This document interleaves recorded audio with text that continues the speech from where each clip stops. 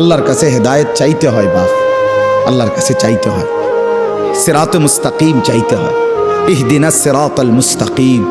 আল্লাহ বলে বান্দা, আল্লাহর কাছে সঠিক রাস্তা এটা প্রতিদিন চাইতে হয়। এতটা গুরুত্ব কেন দিলেন? ফজরের নামাজ, জোহর, আসর, মাগরিব, এশা, ফরজ নামাজ, সুন্নত নামাজ, নফল নামাজ, তাহাজ্জুদ নামাজ, আউয়াবিদ নামাজ, ইশরাকের নামাজ। আপনি বলেন আরে আল্লাহ আমি প্রথম রাকাতে কইছি তো এটা। আল্লাহ আবার কো, আবার কো, তৃতীয় রাকাত আবার কো, বেটা আবার কো, আবার কো, কারণ এটা তোর প্রতিদিন দরকার। ইহদিনাস সিরাতাল মুস্তাকিম। এজন্য আল্লাহ বলে পুরা কোরআন অন্য খান দিয়া, আজকে এদিক দিয়া, কালকে এদিক দিয়া, এই নামাজে এইখান দিয়া, ওই নামাজে ওইখান দিয়া, এই রাকাতে এইখান দিয়া, ওই রাকাতে ওইখান দিয়া বলতে পারো, কিন্তু সিরাতে মুস্তাকিম প্রত্যেক রাকাতে চাইতে থাকো। সকাল, দুপুর, বিকেল, সন্ধ্যা, রাত হরদম চাইতে থাকো সিরাতে মুস্তাকিম। বড় নিয়ামত। হ্যাঁ, সুবহানাল্লাহ। ও আমি এখন এখানে আপনার সূরা ইউনূসের মধ্যে আছে ওয়াল্লাহু ইয়াদউ ইলা দারিস সালাম ওয়া ইয়াহদি মান ইয়াশাউ ইলা সিরাতিম মুস্তাকিম। আল্লাহ বলেন আমি যাকে ইচ্ছে করি তাকেই কেবল আমি সিরাতে মুস্তাকিমের পথ দেখিয়ে থাকি। সিরাতে মুস্তাকিম বড় নিয়ামত বাপ, আল্লাহর কাছে চাইতে হয়। আমাদের প্রিয় নবী সাল্লাল্লাহু আলাইহি ওয়াসাল্লাম যিনি হেদায়েতের রাস্তা চিনাইতেন, যিনি আল্লাহর পথ বলতেন, সেই তিনি পর্যন্ত আল্লাহর কাছে হেদায়েত চাইছেন। আল্লাহুম্মা ইন্নী আসআলুকাল হুদা ওয়াত তুকা ওয়াল আফাফা ওয়াল গিনা। আল্লাহ আমি হেদায়েত চাই, আল্লাহ আমি তাকওয়া চাই, আল্লাহ আমি চরিত্রের পবিত্রতা চাই, আল্লাহ আমি দুনিয়ার প্রতি অমুখাপেক্ষিতা চাই। নবীজি বলছেন, নবীজি বলছেন এটা দোস্ত। আল্লাহ রাসূল হেদায়েত চাইতেন। আল্লাহুম্মা আলহিমনি রুশদি ওয়া আইযনি মিন শাররি নাফসি। নবীজি দোয়া করতেন, আল্লাহ এই ব্যাপারে কোনটা সঠিক, এই রাস্তাটা সঠিকটা আপনি আমারে ইলহাম করে আমার দিলে ঢাইলা আমার দেখায় দেন। আইযনি মিন শাররি নাফসি। আল্লাহ আমার নফসের ধোঁকা, নফসের ক্ষতিকর মনের চাহিদার থেকে আমাকে হেফাজত কর। নবীজির দোয়া এগুলো। আল্লাহুম্মা আতি নাফসি তাকওয়াহা ওয়া যাক্কিহা।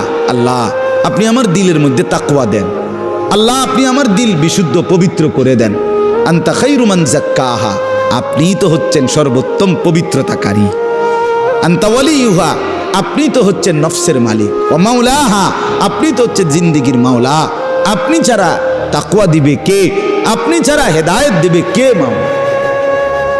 আল্লাহুম্মা আসলিহ লি শা'নি কুল্লা ওয়া লা তাকিলনি ইলা নাফসি তারফাতা আইন।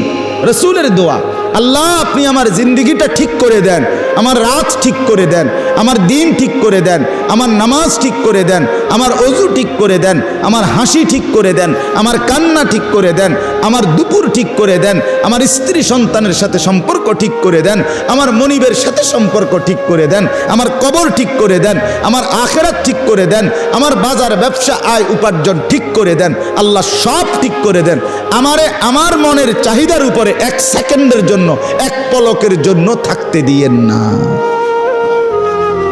ওয়ালা তাকিলনি ইলা নাফসি তারফাতা আইন। এক পলকের জন্য, এক পলকের জন্য যেন আমি আমার মন মতো না চলি। আমি যদি আমার মন মতো চলি আমি বরবাদ, আমি যদি আপনার মতো চলি আমি সফল। কতগুলো দোয়া কইলাম, আর কইতাম। তা রাসূলুল্লাহ সাল্লাল্লাহু আলাইহি ওয়াসাল্লামের দোয়া এগুলো, নবীজি করতেন এগুলো। আল্লাহুম্মা জাআলিল কুরআনা রাবিআ কলবি ওয়া নূরা সাদরি ওয়া জালাআ হুজনি ওয়া যাহাবা হাম্মি। আল্লাহ আপনি কোরআনকে, এই কোরআনকে আমার হৃদয়ের বসন্ত বানিয়ে দেন। বসন্তের ঝিরিঝিরি বাতাস যেভাবে বইতে থাকে, সবসময় মজা, ঠান্ডাও না গরমও না, আমার হৃদয়ে কোরআন যেন এরকম ঝিরঝির করে বইতে থাকে। ও নূরা সাদরি। আল্লাহ আমার বুকের আলো কোরআনকে বানিয়ে দেন। ও জালাআ হুজনি। আমার চিন্তা ব্যথার উপশম কোরআনকে বানিয়ে দেন। ও যাহাবা হাম্মি। আমার দুশ্চিন্তা পেরেশানির দূরকারী কোরআনকে বানিয়ে দেন। কোরআন পড়তে পড়তে যেন আমি ঘুমাই, কোরআন পড়তে পড়তে যেন আমি জাগি, আমার দুঃখ সুখের পেরেশানিতে কোরআন পড়ে যেন আমি সান্ত্বনা পাই।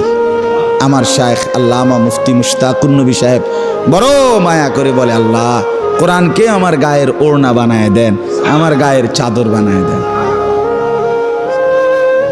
গায়ের ওড়না বানায় দেন, চাদর বানায় দেন। কি শিখলেন কোরআন শরীফ পড়তে পারো না রে ভাই? তোমরা যারা কোরআন শরীফ দেখে দেখেও করতাম, কিতা শিখলা আসলে? কি শিখলা ভাইয়া? কিসের শিক্ষিত হইলেন? কিতা আসলে কিতা? একজন মুসলমান পরিচয়ধারী, আপনার দিলটার মধ্যে এই কথা আসলো না আজ এতটা বছরে যে আমি তো আমার মাওলার কোরআন পড়তে পারি না? ঘটনাটা কিতা রে ভাই? আমি যে কি মুসলমান? আরে আমার ইসলাম আমারে এমনি বুলাই দিল কে রে? আমার আল্লাহ আমারে কেমনি বুলাই দিল? মা গাররাকা বিরাব্বিকাল কারীম। আল্লাহ বলে আমার মতো দয়ালু মনিব থেকে কে রে তোমারে ভুলাই দিল? কতটি বই তুমি পড়লা ভাইয়া? বাংলা, অঙ্ক, ইংরেজি, পদার্থ, জীববিজ্ঞান, রসায়ন বিজ্ঞান, উচ্চতর গণিত, কিরিং কিরিং প্যাক প্যাক। ফইরা তো থুবাই লাইতে আছে। কত রঙের কত ঢঙ্গের পড়া, কত কিছু। খাট বাইতে নেওয়া লাগবে ফরমালির, প্রত্যেকের খাট আলাদা, স্কুলে নিতে হবে। এটা নিয়ে হ্যাঁ হুদবো, বিছনা চাদর বাঁচ করবো, এটা মাথাত লইয়া আবার বাইতে এলে। অসাধারণ শিক্ষার প্ল্যান। বলার ঢং কি? শুদ্ধের কারণে দুই একজন দেখছি আমি কর্মকর্তা অতিরিক্ত শুদ্ধভাবে বলতে গিয়ে কইতারেন আইসা দে, আরে হেরাই হাইসা দেয় মিয়া, কই নাই আইসা দে, পাগলামি। এই জন্য বাপ আল্লাহর কোরআন থেকে বঞ্চিত করার পর নতুন নতুন আরো এতগুলো বিষয়, জীবন জীবিকা, এরপরে সমাজ স্বাস্থ্য, কি কি কত কিছু তোমার হাতে কলমে হেসে খেলে শিখাবার পরিকল্পনা। যৌনতার সমস্ত সবক ক্লাসে প্র্যাকটিক্যাল তোমাকে শেখানো হবে, সমস্ত সব কিছু আলাদা, একবারে প্র্যাকটিক্যাল শেখানোর এত চেষ্টা, কিন্তু মালিকের কোরআন শিখাবার জন্য কোনো চেষ্টা হলো না। কেন? 12 বছরে 10 বছরে এর চাইতে বড় মুসলমান পরিচয়ধারীর ব্যর্থতা আর কি হইতে পারে বেটা? এরপরে কি ব্যর্থতা হইতে পারে বলেন? এর চাইতে জিন্দিগির ব্যর্থতার কি হইতে পারে? দোস্ত আমার, ইনসাফের সাথে বলো। আমি স্কুলের বিরোধী না, আমি কলেজের বিরোধী না, আমি বাংলা অঙ্ক ইংরেজির মোটেই বিরোধী না। আমি বাংলা অঙ্ক ইংরেজি পড়ুনা ছাত্র, আমি বিজ্ঞান বিভাগের ছাত্র, আমি কুমিল্লা ভিক্টোরিয়া কলেজ থেকে মাস্টার্স পাশ করা ছাত্র। কাজে আমি বিজ্ঞানেরও বিরোধী না, আমি বাংলা অঙ্ক ইংরেজিরও বিরোধী না। আমি সরকারি মাদ্রাসাতেও পড়ছি, কওমি মাদ্রাসাতেও পড়ছি, কলেজেও পড়ছি। রাত্রে এরকম রাত্রে ওয়াজ, সকালবেলা পরীক্ষা ভিক্টোরিয়া কলেজে। ওয়াজের মধ্যে গিয়ে এক রুমে বইয়া বইয়া যতক্ষণ আমার বয়ানের টাইম না হয়েছে বইয়া বইয়া পড়ছি। হ্যাঁ হ্যাঁ, আগের বক্তা আইয়া জিগাইছে যে প্রধান বক্তা কেনা এক মাহফিল একদিন, তা আমি বইয়া বইয়া ডুইলা ডুইলা পড়তে। আমার না সকালে পরীক্ষা ভিক্টোরিয়া কলেজে। এবারে ওই বেটা দেখাইছে তো ওই হুজুর এই প্রধান বক্তা, এবারে সেদিকে ফিরে যে পরে এবার উনি তো উনি ডোলে ওনার পরীক্ষা সকালে। আবার আইয়া কইছে হুজুর আপনার এখনো ওয়াজ, চলো চলো ওয়াজ, আবার ওয়াজ, আবার বই, আবার পড়া, এইভাবে দৌড়াইছি মি। একদিন 2 দিন ছিলাম সোনাকান্দা, 11টা বছর ছিলাম। 11 বছরে যে আমার স্যার আছে আমার সাথে, আমার বাউসেলের স্যার, আমার কলিগ, আল্লাহ হায়াতে তাইয়্যিবা দান করেন। তো এজন্য বাপ সোজা হিসাব, সোজা হিসাব আমি চেষ্টা করছিলাম। স্যারে জানে আমি এতটা ওয়াজ মাহফিলের ব্যস্ততার ভিতর দিয়েও ফাঁকিবাজি করি নাই, চেষ্টা করছি। আবার ছাত্র পড়া, আমার ছাত্র যারা পুরাতন দেখেন, জিজ্ঞাসা করি, ধোকা দেই নাই কাউকে, প্রতারণা করি নাই। আমার উদ্দেশ্য এটাই বুঝানো আমরা যেন শতভাগ আল্লাহর কোরআনে অভ্যস্ত হই। ভাইয়া কোরআন শরীফ পড়তে পারো না, এই তোমরা যারা ছেলেরা ভাই, তোমাদের কাছে আমার অনুরোধ, আশেপাশে কোনো ইমাম সাহেবের কাছে, কোনো মাদ্রাসার উস্তাদের কাছে, কারো না কারো কাছে যেমনে পারো আল্লাহর কোরআন শেখার চেষ্টা করো। কোরআন জীবন দেখাবে, কোরআন আলো দেখাবে, দুনিয়াটাও ভালো রাখবে, আখিরাতটাও ভালো রাখবে। গতকালকে আমি 22 থেকে 23 বছরের এক তাগড়া জোয়ান ছেলে, একেবারে চাঁদের মতো ফুটফুটে সন্তান, এই ছেলের জানাজা পড়ছি জোহরের পরে। গতকাল ছেলেটা কুমিল্লা ক্যান্টনমেন্ট বায়ুস্ট একটা ইউনিভার্সিটি আছে কুমিল্লা ক্যান্টনমেন্টে, এইখানে পড়তো ছেলেটা। রাত্রে 11:30 বাজে সিএনজিতে যাইতেছে একা, সিএনজি বাড়ি দিছে অন্য কি গাড়ি, জাগাত মারা গেছে।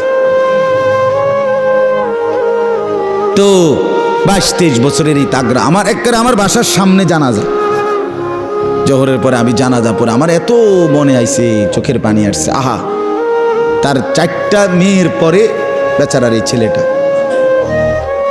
ওই বাটা, এই জানাজার মধ্যে উনি ছেলের বাবাটা একটা শব্দ মুখ দিয়া বলে না, উনি কোনো কথাই কয় না, মানে কথা কইতে আর এবারে কি কবে বেটা, কোনো কথা নাই বেচারা। মানে শুধু এতটুকু কয় যে আমার ফোলাগারে মাফ করে দিয়ে, এইটাও কইতে পারতেছে না উনি, পাথর হয়ে গেছে বেচারা। হ্যাঁ, চাঁদের মতো সুন্দর ছেলেটা। তো আমি বললাম যে হায়, গতকালকের আগের দিনও সে তো ঘরে লেফ কম্বলের নিচে ঘুমাইছিল, আজ কবরে আজকের রাত তারে লেফ দিয়ে দিবে কে? আজকেও তো ঠান্ডা আছে, হ্যাঁ আজও তো শীত আছে, আজ তাকে কবরে লেপ দিবে কে, কম্বল দিবে কে বাপ?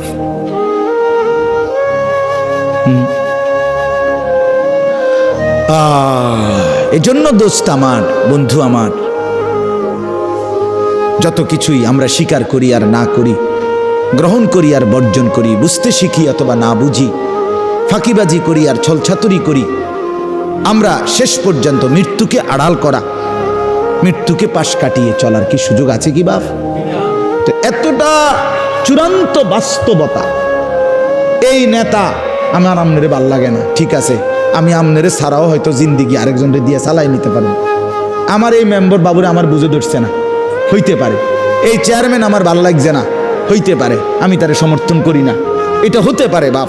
আমি আমনের থেকে পাশ কাটাইয়া চলে গেলাম, আমনে আমার থেকে পাশ কাটাইয়া 900 করে চলে গেল, কিন্তু মৃত্যু থেকে আড়াল করার নিজেকে সুযোগ আছে তো? শেষ পর্যন্ত কোনো সুযোগ আছে কি? তাহলে যেটা চিরবাস্তবতা, যেটা চিরন্তন সত্য, অমোঘ সত্য, অকাট্য সত্য, চোখে দেখা একবার না দুইবার না শতবার যেই মৃত্যু আমি দেখলাম মানুষের, এত কবর এত লাশ দেখলাম, সেটা ভুলে যাওয়া কেন বন্ধু? আরে ভাইয়া কেমনে বললে বুঝতাম? কিভাবে বললে বুঝতাম? একজন বড় আলেম ছিলেন, বুজুর্গ ছিলেন, আল্লামা ইবনুল জৌজি রহমতুল্লাহ আলাই। ওনার এক কিতাবে আমি পড়ছি, জাম্মুল হাওয়া, আরবি কিতাব, ওইখানে ভূমিকাতে আছে, উনি বলছে, হে আল্লাহর বান্দা, তোমাকে বুঝাইতে গিয়ে আমি পাহাড় থেকে নামতে নামতে মাটির নিচে নাইমা, অর্থাৎ তোমাকে বুঝাইবার জন্য আমি আমার সবটুকু চেষ্টা ব্যয় করছি। শুধু জ্ঞান গর্ভ পণ্ডিতি কথা, শুধু গভীর বিচক্ষণতা, অনেক সূক্ষ্ম তথ্য, এটা যদি আমি পেশ করতাম, অনেক গবেষণা, তাহলে এটা হয়তো এক ধরনের জিন্দিগি। কিন্তু আমি ব্যক্তিগতভাবে এটা চাই না। আমি চাই আমার এই উপস্থিত শ্রোতা, আমি দূরের কাউকে ধাক্কাও দেই না, অনির্দিষ্ট কাউকে খোঁচাও দেই না, আমার এই নজরের শ্রোতাগুলোকে, এরা 50 জন হোক আর 500 হোক, আমার চোখের সামনের এই নওজোয়ান বাবা ভাই, এদের কলিজার মধ্যে একটু হলেও বিবেক নড়ানো, এর জন্য এক কথাকে যদি 10 বার না 100 বারও বলতে হয়, আমি বলতে চেষ্টা করি। এটা আমার একটা ফিকির, আমার ফিকির এটা। অতএব আজকেও এটাই বললাম, আমি, আপনারা আমার আপনজন, আপনারা আমার পরিচিত মানুষ, আমার অহরহ আসা যাওয়া আপনাদের কাছেই। আমি অনুরোধ করছি আপনাদের কাছে, আল্লাহর কোরআন আপনারা পড়েন, বাবারাও শিখেন, ছেলে যুবক ভাই তোমরাও সবাই একসাথে। নিজের কলেজ ইউনিভার্সিটির জিন্দিগি চেঞ্জ করা যাবে না, এটা আমরা বুঝি, আমরা বলিও না, কিন্তু আল্লাহর কোরআনকে ছেড়ে দেওয়া কেন? আল্লাহর কোরআন কেন ছেড়ে দেওয়া? এই জন্য আমরা প্রত্যেকে ইনশাআল্লাহ কয়েকটা কথা বলছি। 1 নাম্বার বলছি আমি যে সর্বাবস্থায় আল্লাহ তাআলার জিকির জবানে কি রাখা? চালু রাখা। আর এখন বললাম কোরআনুল করিম তেলাওয়াত কর, কোরআনুল করিম তেলাওয়াত কর। এই কোরআন অনেক শানদার, অনেক মজাদার। এই কোরআনুল করিমের মধ্যে আল্লাহ তাআলা পুরাটা কোরআনে আল্লাহ নিজের পরিচয়, আল্লাহর কুদরত, আল্লাহর সৃষ্টির মধ্যে ফিকির করার জন্য ভাবনা চিন্তা করার জন্য কতভাবে যে তুলে ধরছেন নিজের আল্লাহ তাআলা পরিচয়। আল্লাহ একবার বলছে, বান্দা গাছের দিকে দেখো, একটু ভেবে দেখো, সেখানে আমাকে খুঁজে পাবে। মাছের দিকে দেখো, একটু ভেবে দেখো, আমাকে খুঁজে পাইবে।